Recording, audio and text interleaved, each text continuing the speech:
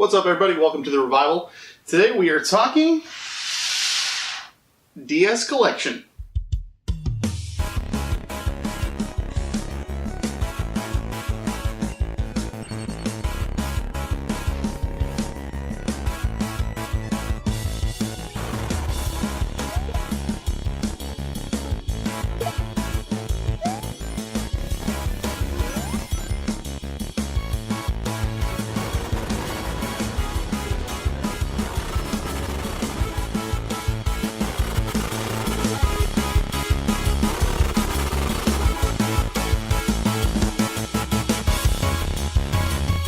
Alright, so today I thought I'd do another collection video. I haven't done one in a while. I think maybe my Box N64 collection was the last one I did, which was a little while ago, and, you know, talking about in the time my channel's been around so far.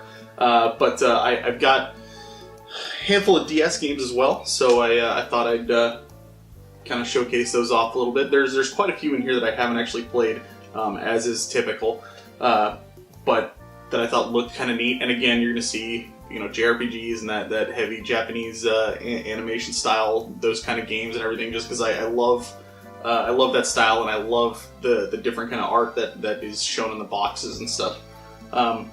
So we'll just kind of start right at the top here with stack number one, I guess.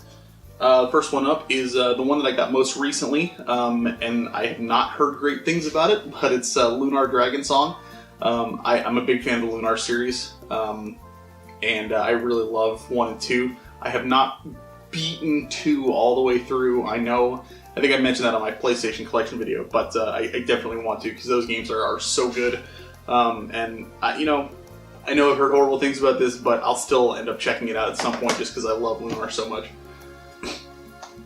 Next one is it's a Yu-Gi-Oh game. I'm not like super crazy about Yu-Gi-Oh or card games in general or anything like that. I just, every now and then I get the itch to just be like, you know what, I want a game I can kind of just relax with and play a few one-on-one matches against a computer and something. And I'm always curious as to how the series evolves over time. So by no means do I have a lot of these games, but I do find them fun and interesting and a nice little time killer. So I picked it up at some point. I couldn't tell you the last time I played it, but it's Yu-Gi-Oh! World Championship 2011 over the Nexus. So I just saw Yu-Gi-Oh! On the top, and I was like, I haven't played one of those in a while. Picked it up. So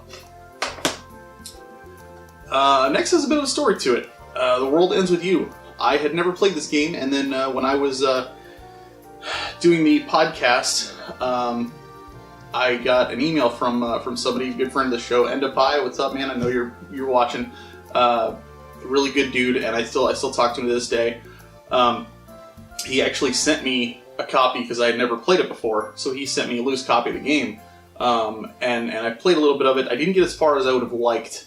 I just kind of fell off. I enjoyed what I played though, and then I really wanted to get the case for it, so I went on eBay, found a loose case for pretty cheap, picked that up, and did it. And I'm gonna dive into it now that it's on the Switch.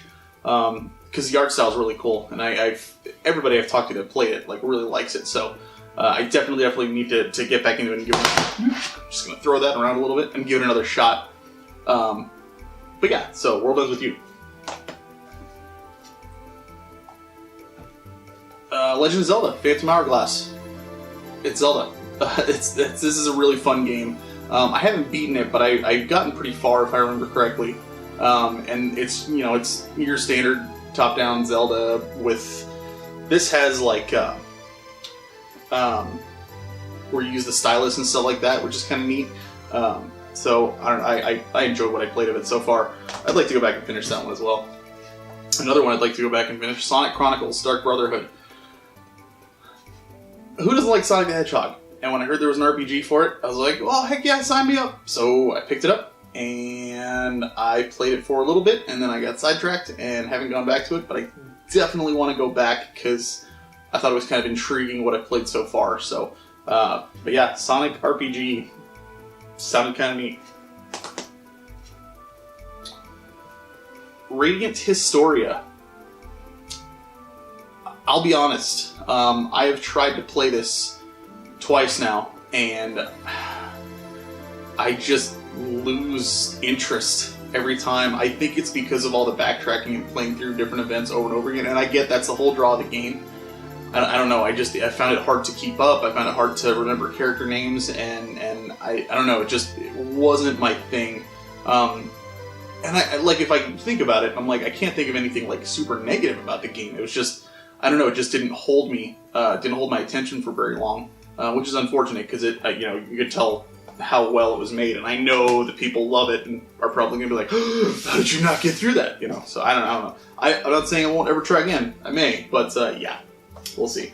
Next, we got a couple of Professor Layton games, Unwound Future and Diabolical Box. I thought these games sounded kind of neat, and so I picked them up on the cheap, and they're fun little puzzle games that are, fun little time killers, so enjoy those. And then I've got Pokemon Black and White. Had a lot of fun with these. Was really, really happy to see all the changes they made, and these were, if I remember correctly, the biggest jump that I had seen in the series in a while. Just with all the things you could do and the online aspects to it and everything, which were really cool. I never did play Black 2 and White 2, so I'm curious if there are any like stark differences in those games. But in these two, from the previous game of the series, they were really good. So I really, really enjoyed both of those. Pokemon Conquest, I have not played, but it looks super interesting. And it's an RTS with Pokemon, and let's see, like historical figures and stuff, from what I understand, which just sounded kind of neat to me. So why not? I'll definitely try it at some point, because it sounded kind of neat. Pokemon Soul Silver. Normally I try to pick these games up in pairs. I don't have Heart Gold, but I saw this really cheap, and I was like, yeah, why not? So I haven't gotten very far in it, but it's standard Pokemon. I enjoyed it. So Phoenix Wright, Ace Attorney. I was really, really curious about this game, and my one worry was right. I played it and I had a really good time with it, but there's no replay value unless you wait a long time, at least to my knowledge, unless something does change. But once you solve the cases, it's kind of like, all right, I've done it. Now what? It's the whole point is trying to figure everything out, piece everything together. So unless you forget about it and then go back to it later on, you're kind of not really going to have the same experience. So, but when I did play it, I had a really, really good time with it. I did not scream into my DS at all. No, never have done that. But I did use the buttons. So it's a pretty solid game. And the last two from this stack are Naruto Path of the Ninja 1 and 2. I am a pretty big Naruto fan. I enjoy the show quite a bit, and these are just turn-based RPGs, and I was like, heck yeah, so I picked them up.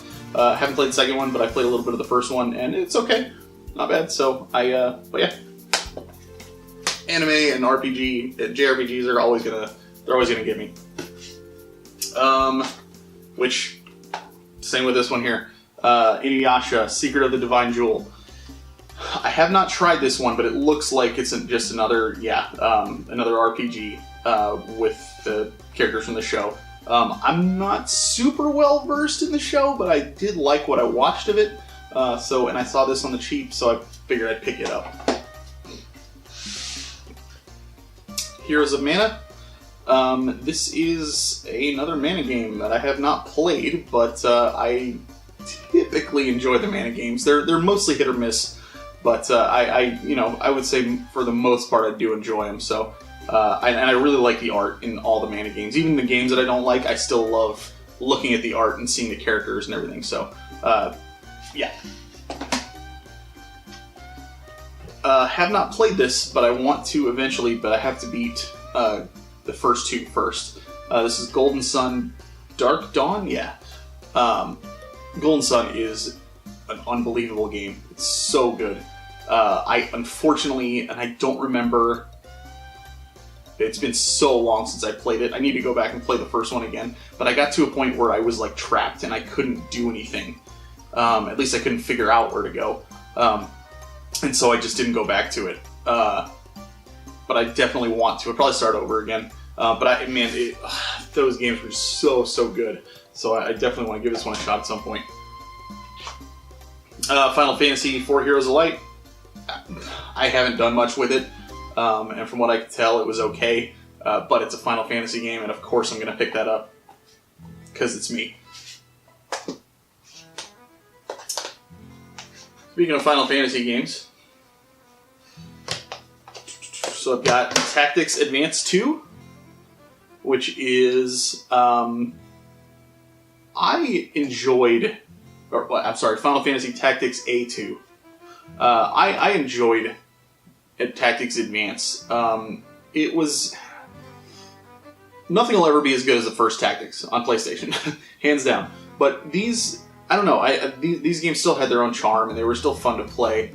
I think most people were just hoping for that same experience and not as much, gosh, I don't even know how to describe it. Like, these seem to be a little more kid-friendly, and I hesitate to even use that term. But they're not as, like, serious, and the stories aren't as grown-up as the original Final Fantasy Tactics. And I think that may have been the big reason why they were so different. Plus, they added in a whole bunch of races and stuff, which I think that's great. I think you add new classes, new races, job combinations, all that stuff. I think it's great, but I don't know. I think they changed it too much for some people. But I enjoyed this one and the other one. Game I just finished recently, Final Fantasy XII Revenant Wings, the sequel to Final Fantasy XII. What a sequel! It's really hard in some places, like brutally tough. And then other places it's like insanely easy. Honestly, the game as a whole is pretty simple. It's not too bad once you kind of figure out how to get past certain things. But it's so different from 12. Like, I was expecting it to be even different from that. I thought it was going to be an RTS or a tactical game. A tactical RPG. It's not. It's more like an RTS. So I don't know. It's hard to explain, and they also add in like new races of people, and you're going on these sky continents, and it's like it takes place in the same world, but it's like a whole other half of the world that isn't even mentioned in 12, and I don't know. It's out there. It's okay if you really like the characters and stuff from 12, and you just can't get enough, and you want to get back into it. Check it out. It's not a bad game. It's fun. It's fun in its own right. And then Final Fantasy 3 and 4. I've not beaten 4 yet, this version, because it's really tough unless you know what to do with the accessory things that each character gets, and I forget what they're actually called. But apparently, like, you're supposed to like use those, and they upgrade a certain way and everything. And I just completely ignored them when I played. Which was a mistake, because then I just kind of dug myself into a hole where I was just too weak to do anything. So I definitely want to go back to it, because I mean, the original, the US version of Final Fantasy 2/4 is super easy, and I can beat that in like 10 to 12 hours. But this, it's tougher. So I don't know, but I do enjoy it. And then Final Fantasy 3. It's Final Fantasy 3. Probably the most generic RPG I've ever played in my life. I like the classes and everything. And it was cool to see the history of and where that came from in the series and everything. But I don't know. It's not in my top, games in the series by any means. A game that I tried to like, Etrian Odyssey. I know this is a lot of people are really big fans of this series, and it's just too much work. Like, I don't know, it was brutally tough, and I hated having to go in and out of the dungeon so often. It felt like you're basically you're going in, you're fighting a little bit, and then you're fighting basically until you're about to pass out, and then you leave, recover, come back a little bit stronger, and then go in a little farther, and you just keep going back and forth like that. I like the map drawing aspect, and I think that's neat and everything. But I don't know. It just wasn't my cup of tea, and it just felt like work the whole way through. And I know some people like that, and I've heard that further games in the series are better. I wanted to start with the beginning. Maybe that was a problem. So you know what? If you do know of any that are better to start with, that do good things with the series, not that this doesn't do good things, but that is more friendly to new players, let me know in the comments, because I'm curious, because I don't want to write this series off just yet after only having played the first one and not really getting into it when I know there are so many out there.